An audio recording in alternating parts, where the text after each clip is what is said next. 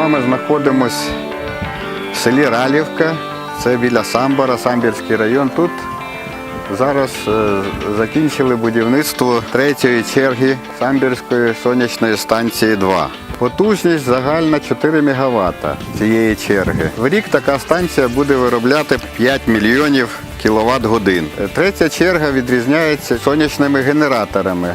Фотопанелі більш сучасні застосовані. Гарантійний термін служби в них на 5 років більше, ніж в попередніх панелях за рахунок нової технології склеювання панелей по типу склопакета.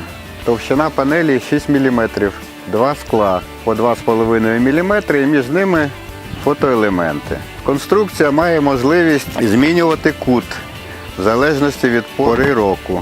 КПД цієї станції буде порядку 15% по відношенню до сонця. З точки зору експлуатації,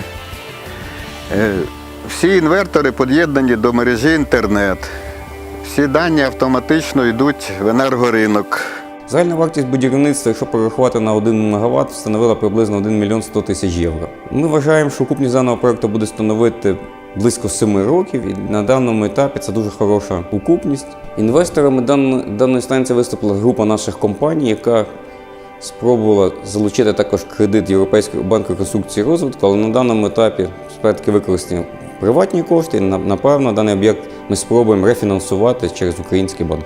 Продаж електроенергії відбувається за єдиним договором з ДП «Енергоринок». На даний момент в Україні є єдиним купцем електроенергії, що виробляється на всіх електростанціях, що працюють в Україні. Даним проєктом ми закінчили будівництво сонячної електростанції в Самборі. На даний момент розглядаємо нові площадки для інвестицій, для будівництва нових станцій у Львівській області.